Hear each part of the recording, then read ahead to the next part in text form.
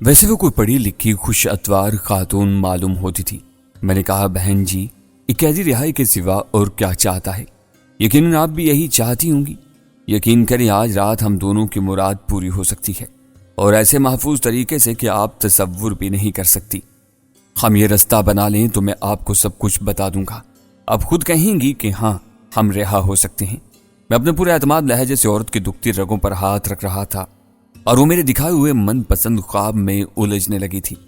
मैंने इशारों कुनायों में अब्बास को खामोश रहने का इशारा कर दिया था और औरत के सामने खुद को तन्हा जाहिर कर रहा था। दो की बजाय अकेले मर्द पर एतमाद करना औरत के लिए ज्यादा आसान था। 2-3 मिनट हमारे दरमियान गुफ्तगू हुई और औरत मेरे ढब पर आ गई। मैंने औरत के मुतालिक जो अंदाजा लगाए वो बिल्कुल दुरुस्त थे। ईसा जान की पहनाई हुई जंजीरें हम दोनों के दरमियान दर्द मुश्तरक की हैसियत रखती थी। औरत ने मेरे कहने पर अमल किया और किसी नोकदार चीज से सिल के इर्द गिर्द का मसाला झाड़ने लगी। इस तरफ से मैंने भी कोशिश जारी रखी। 10-15 मिनट में हम चौकोर सिल दीवार से निकालने में कामयाब हो गए। पेट के बल लेटकर मैं सुराख में से बासानी गुजर गया। दूसरी तरफ लालटेन की रोशनी में एक हसीन जमील शादाब औरत मेरे सामने थी। इसकी उम्र 25 बरस से ज्यादा नहीं थी।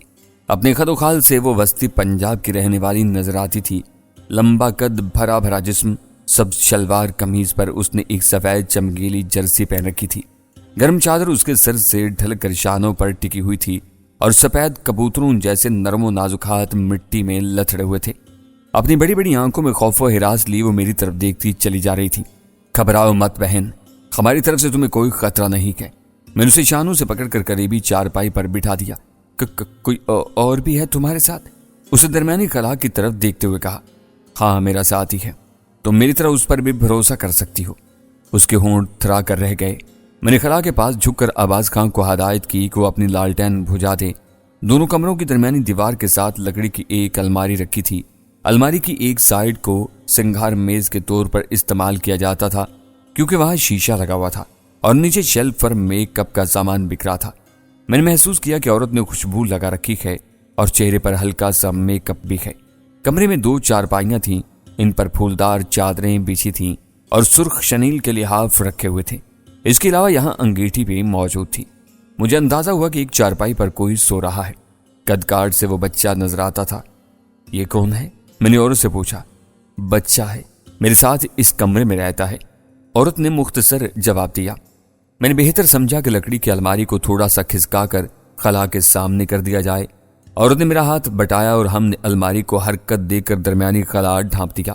मैंने औरत का एतमाद बहाल करने के लिए पहले उसे अपने बारे में बताया। जाहिर है ये एक अधूरा तारुफ था, बल्कि मेरे नाम की हद तक फर्जी भी था। मैंने उसे बताया कि हम लाहौर से आए हैं। कुछ मकामी दोस्तों के साथ मिलकर ढोकी तालाब के इलाके में शिकार खेल रहे थे। ईसा जान के हत्थे चढ़ गए। अब कई दिनों से इस डेरे पर पाबंद हैं। औरत जल्द अज जल्द जानना चाहती थी कि मेरे पास वो कौन सी जादू की छड़ी है जिसके बल बोते पर मैं यहां से निकलने का दावा कर रहा हूं। छड़ी थी ही नहीं तो मैं क्या दिखाता। वो कमरा भी हमारे कमरे की तरह 3 अतराफ से घिरा हुआ था और कतई नाकाबिले शिकस्त था, बल्कि यहाँ तो दरवाजे के साथ वो सलाखदार खिड़की भी नहीं थी जो हमारे कमरे में मौजूद थी।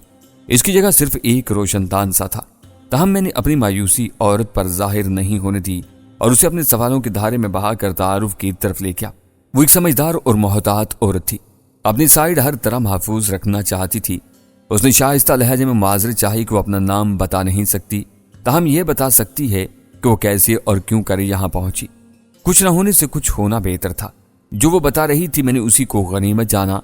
औरत ने बताया कि वो 2 बच्चों की माँ है और अपने शौहर के साथ खुशगवार जिंदगी गुजार रही थी। ईसा जान ने किसी तौर उसके शौहर को ब्लैकमेल किया और पुलिस से बचने के लिए उसके घर में 1 माह तक जबरदस्ती पनाह गुज़री रहा। इसी दौरान उसकी नीयत खराब हो गई। जब वो इनके घर से रुखसत हुआ तो साथ ही उसे भी अगवा करके यहाँ कबायली इलाके में ले आया। अब वो पिछले कई माह से यहाँ उसकी हबस बेजा में थी और वो सारे दुख झेल रही थी जो एक मकविया की किस्मत में होते हैं। मेरा दिमाग सनसना रहा था। मैंने अपने सामने बैठी हुई कुबरू औरत को सरतापा घूरा। फिर मेरे होंठों से सरसराती हुई आवाज निकली। मैं तुम्हें पहचान गया हूं। तुम नबीला हो, मालिक मोहम्मद की बीवी। तुम शेखुपुरा में रहती हो। औरत की आंखें खुली की खुली रह गईं और चेहरा चंद लम्हों में कई रंग बदल गया। किसकी बात कर रहे हो? वो कमजोर सी आवाज में बोली। छुपाने से कोई फायदा नहीं नबीला, تم اعتراف کرو یا نہ کرو، حقیقت یہی ہے کہ تم نبیلہ ہو، اور میں اس کے علاوہ بھی بہت کچھ جانتا ہوں، غالباً وہ باتیں بھی جو ابھی تک تمہارے علم میں نہ ہوں۔ تمہارا پہلا خاوند، تمہارا تیسرا بچہ، تمہاری وہ مجبوری جس نے تمہیں مالک محمد کی بیوی بنایا، یہ سب کچھ میرے علم میں ہے۔ نبیلہ جان گئی کہ اب ہتھیار ڈالنے کے سوا چارہ نہیں۔ اس کی بڑی بڑی آنکھوں میں اس طرح سہم کی لہریں لے رہی تھی، خشک ہونٹوں پر زبان پھیر کر بولی، آپ کیوں کر رہے ہیں ایسی باتیں؟ کون ہیں آپ؟ میں نے ملائمت سے کہا، تمہارا خیر خواہ ہوں نبیلہ، اس کے سوا اور کچھ نہیں۔ اجنبیت کی دیواریں نہیں گراؤ گی تو ہم وقت ضائع کرتے رہیں گے، اور آج کی رات یہ وقت ہی سب سے قیمتی چیز ہے۔ ہمیں یہاں سے نکلنا ہے، نہ صرف خود بلکہ کچھ اور لوگوں کو بھی نکالنا ہے۔ مجھے بتاؤ تم یہاں کیسے پہنچی ہو، کب سے یہاں بند ہو، اور تمہارے خیال میں یہاں سے نکلنے کے امکانات کیا ہیں؟ وہ بولی، پہلے آپ بتائیں، آپ مالک محمد کو کیسے جانتے ہیں؟ کیا آپ ان سے ملے تھے؟ ہاں، مالک محمد سے میری پرانی سلام دعا ہے۔ قادر زماں ہمارا مشترکہ دوست تھا، اکثر جھوک زامن میں مالک سے ملاقات ہوتی رہتی تھی۔ چند روز پہلے میں شیخو پورہ میں تمہارے گھر جا چکا ہوں، تمہارے بچوں سے بھی ملا ہوں، وہ سب تمہاری جدائی میں پریشان ہیں اور ہر پل تمہاری راہ دیکھ رہے ہیں۔ بچوں اور شوہر کا سن کر وہ مصیبت زدہ تڑپ اٹھی، آنسوؤں نے آنکھوں پر یلغار کی اور احتیاط کا ہر بند توڑ کر رخساروں پر بہہ نکلے۔ کیسے ہیں میرے بچے؟ آپ نے خود انہیں دیکھا تھا نا، وہ ٹھیک تو ہے نا؟ بیمار تو نہیں ہو گئے؟ ببلی کیسا تھا؟ زیادہ روتا تو نہیں تھا؟ ایک دم اس کی ہچکیاں تیز ہو گئیں اور وہ کلیجہ تھام کر آگے کو جھک گئی۔ سردی بہت زیادہ تھی اور چادر اس کے کندھوں سے ڈھل کر زمین پر گر گئی تھی۔ میں نے چادر اٹھائی اور احتیاط سے اس کے سر پر ڈال دی۔ میرے ہمدردانہ انداز نے اسے کھل کر رونے پر مائل کر دیا۔ مٹی سے آلودہ ہاتھوں میں چہرہ چھپائے وہ اپنی آواز کو دبانے کی کوشش کر رہی تھی، لیکن غم کی یورش میں فصیل ضبط کا ہر بند ٹوٹتا چلا گیا۔ میں نے اسے رونے دیا۔ یہ آنسو اس کی آنکھوں کو شیشے کی طرح شفاف کر رہے تھے، اور میں جانتا تھا جب تھوڑی دیر بعد وہ پلکیں اٹھائے گی تو اسے شیشے کے آر پار سب کچھ صاف نظر آئے گا۔ اور پھر ایسا ہی ہوا۔ جب گھٹا جھوم کر برس چکی اور نبیلہ کا چہرہ دھلا ہوا زرد گلاب سا نظر آنے لگا تو مجھے یوں محسوس ہوا جیسے میرے اور اس کے درمیان بہت سے پردے اٹھ گئے ہیں۔ پردیس میں تو دیس کی طرف سے آنے والی ہوا بھی اچھی لگتی ہے۔ میں تو پھر ایک جیتا جاگتا فرد تھا، نہ صرف اس کا گھر دیکھ کر آیا تھا بلکہ اس کے جگر گوشوں سے بھی مل چکا تھا۔ وہ مجھ سے اپنی گمشدہ جنت کا حال دریافت کرنے لگی، کرید کرید کر سوال پوچھنے لگی۔ میں بتاتا جا رہا تھا اور اپنے کام کی باتیں اس سے پوچھتا بھی جا رہا تھا۔ یہ امر میرے لیے نہایت خوشگوار حیرت کا سبب بنا تھا کہ وہ ابھی تک حیات تھی۔ معلوم نہیں مالک محمد تک اس کے مرنے کی غلط اطلاع کیوں کر اور کیسے پہنچی تھی۔ میں نے اسے یہ نہیں بتایا تھا کہ مالک محمد اسے مردہ تصور کر چکا ہے، اور نہ ہی یہ بتایا تھا کہ اس کا پہلا بچہ مل چکا ہے اور مالک محمد نے اسے بیٹوں کی طرح گھر میں رکھا ہوا ہے۔ یہ اطلاعات یقیناً اس کے لیے سنسنی خیز تھیں، اور میں فی الحال اسے مزید ہیجان کا شکار کرنا نہیں چاہتا تھا۔ میں نے اسے پوچھا کہ ابھی تھوڑی دیر پہلے بیدار ہونے کے بعد وہ بری طرح چیخی چلائی تھی اور دروازہ بھی پیٹتی رہی تھی، پھر بھی کوئی اندر نہیں آیا، اس کی کیا وجہ ہے؟ وہ آہ بھر کر بولی، یہاں چیخنے چلانے پر کوئی کان نہیں دھرتا، گونگے بہرے لوگ ہیں یہ۔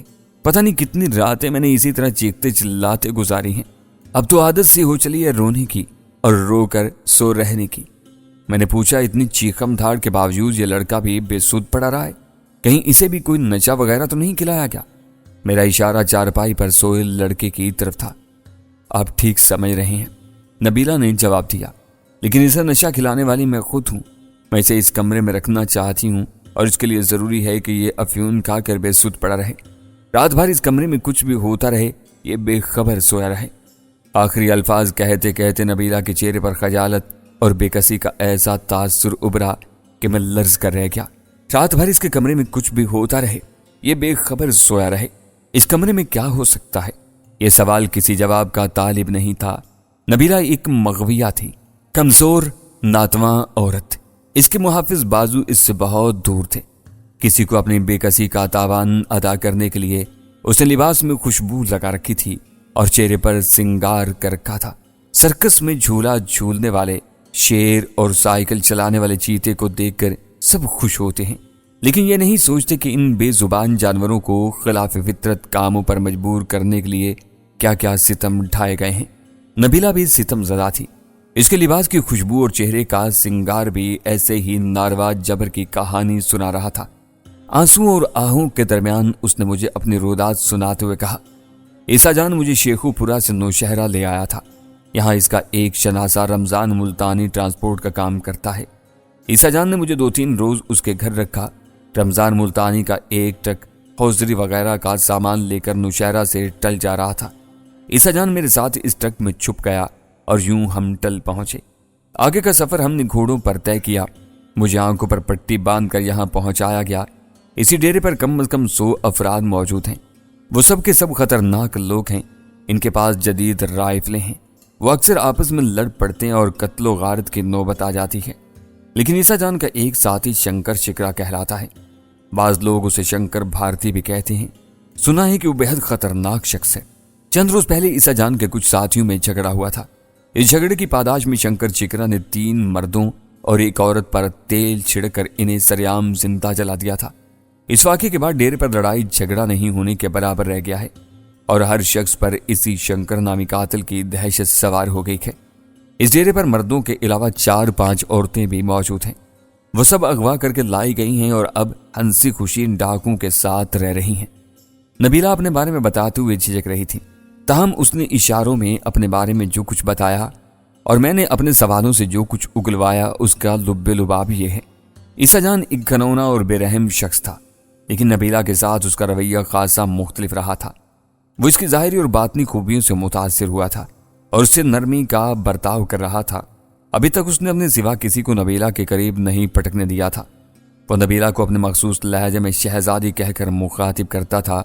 اس کے لیے رنگ برنگ پوشاکیں لے کر آتا تھا اور چاہتا تھا کہ نبیلہ پیچھے کا دکھ بھول کر ہر وقت بنی سنوری رہے۔ شروع میں نبیلہ بہت چیخی چلائی تھی اور اس نے کئی بار بھاگنے کی کوشش بھی کی تھی، لیکن آخر کار جان گئی تھی کہ یہ سب کوششیں بے سود ہیں۔ وہ عیسیٰ جان کی مرضی کے بغیر یہاں سے نکل نہیں سکتی تھی۔ اپنے جگر گوشوں کو دوبارہ دیکھنے کی آس نے اسے زندہ رکھا اور وہ یونانی دیو مالا کی ایک ساور دیوی کی طرح ہر شب سانپ کا ڈنک کھا کر بھی چاند کی کرنوں سے اپنے گمشدہ بچوں کی پوشاکیں بنتی رہتی اور ان سے دوبارہ ملنے کی دعائیں کرتی رہی۔ نبیلہ کی باتوں سے اندازہ ہوتا تھا کہ عیسیٰ جان اکثر اس کمرے میں آتا ہے اور صبح تک رہتا ہے۔ میں نے ایک نگاہ کمرے کے بند دروازے پر ڈالی۔ دروازے سے باہر سرد تاریک رات کی حکمرانی تھی۔ دور و نزدیک سے کوئی آواز، کوئی آہٹ سنائی نہیں دے رہی تھی۔ کچھ فاصلے پر گنگناتا ہوا جھرنا بھی شاید رات کے اس پہر خاموش ہو گیا تھا۔ کیا سوچ رہے ہیں؟ نبیلہ نے پوچھا۔ میں نے ایک نگاہ اس کے دلکش سراپا پر ڈالی اور نگاہیں چرا کر پوچھا، کہیں ایسا تو نہیں کہ عیسیٰ جان؟ میں نے بات جان بوجھ کر ادھوری چھوڑ دی تھی۔ نہیں، اب کافی دیر ہو گئی ہے، وہ نہیں آئے گا۔ اس نے میرے ادھورے سوال کا مکمل جواب دے دیا۔ لیکن آپ یہ بات مت بھولیں کہ وہ کچھ کہتے کہتے اچانک خاموش ہوگی۔ کیا کہنا چاہتی ہو؟ میں نے اس کی وسیع و عریض آنکھوں میں جھانکا۔ اب بہت خطرناک کھیل کھیل رہے ہیں، وہ بولی۔ معلوم نہیں آپ کی اس حرکت کا انجام کیا ہوگا۔ ہو سکتا ہے کل اس سانولے شخص کی جگہ آپ کھڑے ہوں دیوار کے ساتھ۔ دیوار کے ساتھ؟ میں نے حیرت سے پوچھا۔ پھر اچانک یہ خیال ذہن میں برق کی طرح کوندا کہ مجھے اپنی زبان قابو میں رکھنی چاہیے۔ میں نے نبیلہ کو یہی بتایا تھا کہ میں اپنے شکاری دوستوں کے ساتھ پچھلے کئی روز سے یہاں محبوس ہوں۔ شاید نبیلہ اسی تناظر میں کسی واقعے کا ذکر کر رہی تھی۔ میرے سوال پر وہ چونک سی گئی، مجھے گھور کر بولی، کل آپ یہاں نہیں تھے کیا؟ نہیں، میں اور عباس خان 2-3 روز سے دن کے وقت ڈیرے سے باہر ہوتے ہیں۔ عیسیٰ جان کو غلط فہمی ہے کہ ہم نے کچھ قیمتی رائفلیں ڈھوکی تالاب کے ارد گرد چھپا رکھی ہیں۔ وہ ہم سے وہ رائفلیں برآمد کرانا چاہتا ہے۔ ایک جھوٹ چھپانے کے لیے کئی جھوٹ بولنے پڑتے ہیں۔ میں بھی بول رہا تھا، ایسی کچھ ضرورت تو نہیں تھی جھوٹ بولنے کی، لیکن اس مرحلے میں کسی قیمت پر نبیلہ کا اعتماد کھونا نہیں چاہتا تھا۔ وہ حیرت سے بولی، کیا میں یہ سمجھوں کہ آپ اپنے ساتھی کی موت سے بے خبر ہیں؟ میرا دماغ سنسنا کر رہ گیا۔ کن ساتھیوں کی بات کر رہی ہو تم؟ وہ بولی، آپ خود ہی تو بتا رہے ہیں کہ پکڑے جانے والے شکاری آپ کے ساتھی ہیں۔ شاید آپ بے خبر ہیں کہ پچھلے 3 روز سے ان پر سخت مصیبت آئی ہوئی ہے۔ میں اس کھڑکی سے سارا تماشا دیکھتی رہی ہوں۔ وہ جس کی گردن اور ٹھوڑی پر پھل بہری کے داغ سے تھے نا، دبلا پتلا لمبا سا شخص، کیا نام تھا اس کا؟ آپ کا ساتھی تھا، آپ تو جانتے ہوں گے۔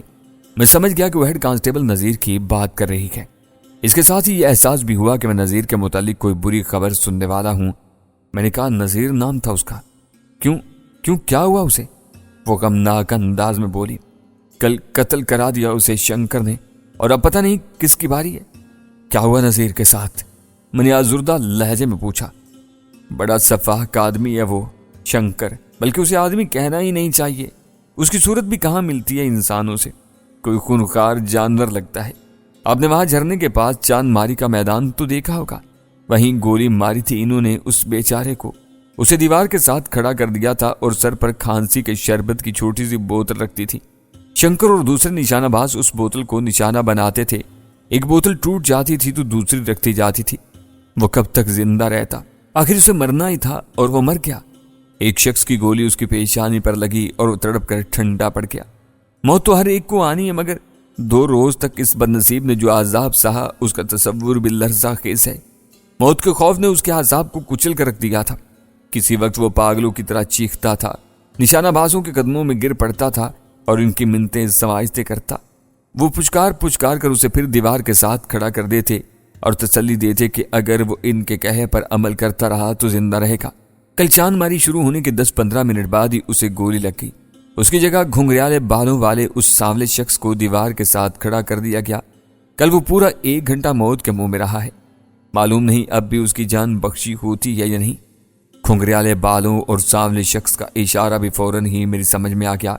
نبیلہ انسپکٹر باجوہ کی بات کر رہی تھی۔ مجھے یاد آیا کہ کچھ دیر پہلے جب عیسیٰ جان مجھے ایس پی اور صوبیدار وغیرہ سے ملوانے لے گیا تھا تو وہاں انسپکٹر باجوہ گھٹنوں میں سر دیے ساروں قطار رو رہا تھا۔ غالباً نبیلہ کی اطلاعات درست تھی۔ ہیڈ کانسٹیبل نذیر کے بعد اب انسپکٹر باجوہ کو دردناک صورتحال کا سامنا تھا۔ میری نگاہوں میں ہیڈ کانسٹیبل نذیر کی صورت گھومنے لگی۔ خاصا رونقی بندہ تھا وہ، میں اس کا ہم منصب تھا، لہٰذا وہ مجھ سے کچھ زیادہ ہی بے تکلف تھا۔ ایس پی برکت کی متلون مزاجی پر سرگوشیوں میں چٹپٹے تبصرے کرنا اس کا دل پسند مشغلہ تھا۔ مجھے اس کی کئی خوبصورت باتیں یاد آئی اور دل اندھوں سے لبریز ہو گیا۔ بحثیت مجموعی یہاں صورتحال ہماری توقع سے خاصی مختلف نکلی تھی۔ سب سے بڑا المیہ تو یہ تھا کہ بجائے اس کے کہ ایس پی صاحب ڈاکوؤں پر چھاپا مارتے، ڈاکوؤں نے ان پر چھاپا مار دیا تھا، اور اب چھاپا مار پارٹی اپنی گاڑیوں اور اسلحے سے محروم ہو کر نشے میں چور یہاں بند پڑی تھی۔ دوسری عیسیٰ جان کے اس ڈیرے پر مجرمان کی تعداد ہمارے اندازوں سے زیادہ تھی۔ نبیلہ نے بتایا تھا کہ یہاں کم و بیش 100 افراد تھے، 100 نہ بھی ہوتے تو 60-70 کہیں نہیں گئے تھے۔ الٹے لینے کے دینے پڑنے والا محاورہ یہاں صادق آ رہا تھا۔ شنکر شکرا اور عیسیٰ جان وغیرہ پر قابو پانا تو بعد کی بات تھی، پہلے تو یہاں سے نکلنے کا مسئلہ پیدا ہو گیا تھا۔ نبیلہ ایسی موٹے دماغ کی نہیں تھی کہ صورتحال سمجھ نہ پاتی۔ وہ جان چکی تھی کہ میرے پاس ایسا کوئی پلان نہیں جو جادو کی چھڑی کا کام کرے اور ہم یہاں سے جان بچا کر نکل جائیں۔ صرف اسے تعاون پر آمادہ کرنے کے لیے میں نے پلان کی بات کی تھی۔ میں اپنے مقصد میں کامیاب ہوا تھا۔ نبیلہ اور میں ایک دوسرے پر اعتماد کر رہے تھے، تاہم اس 2 طرفہ اعتماد کے حصول کے سوا یہ جدوجہد ناکام ہی رہی تھی، اور اب نبیلہ سرا سہمان نظر آ رہی تھی۔ دونوں کمروں کی درمیانی دیوار کا خلا ایک جان لیوا زخم کی طرح ہماری نگاہوں کے سامنے کھلا پڑا تھا۔ نہ یہ رفو ہو سکتا تھا اور نہ اسے ٹانگ کے لگ سکتے تھے، اور پردہ پوش رات دھیرے دھیرے اپنا سفر طے کر رہی تھی۔ اب کیا ہوگا؟ آخر نبیلہ کے دل کی بات زبان پر آ ہی گئی۔ یہ تمہارے سوچنے کی نہیں، ہمارے سوچنے کی بات ہے۔ دیوار ہم نے پھاڑی ہے، تم چیخنے چلانے اور دروازہ پیٹنے کے سوا اور کیا کر سکتی تھی، اور تم نے کیا ہے۔ اس کے بعد صدمے سے بے ہوش ہو گئیں اور صبح تک بے ہوش رہیں۔ میری بات سمجھ رہی ہو نا؟ لیکن آپ دونوں کا کیا ہوگا؟ وہ عیسیٰ جان تو آپ سے بہت بری طرح پیش آئے گا۔ اوہ مائی گاڈ، یہ بہت برا ہوا ہے، بہت ہی برا ہوا ہے۔ اس نے دونوں ہاتھوں سے سر تھام لیا۔ دیکھو نبیلہ، میں نے نرمی سے اس کے شانے پر ہاتھ رکھا۔ خواہ خود کو ہلکا مت کرو، صبح جو ہوگا دیکھا جائے گا، اور ہم خود دیکھیں گے، یہ تمہارا مسئلہ نہیں ہے۔ اچانک ہم دونوں کو بری طرح چونکنا پڑا۔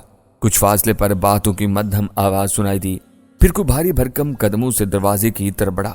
دنیا جہاں کا خوف نبیلہ کی آنکھوں میں سے مٹایا۔ وہ سینے پر ہاتھ رکھ کر بولی، خائے میں مر گئی، عیسیٰ آ رہا ہے۔ ایک لمحے کے لیے میں بھی چکرایا، لیکن پھر خطرات سے ٹکرانے والی ترنگ میرے اندر بیدار ہو گئی۔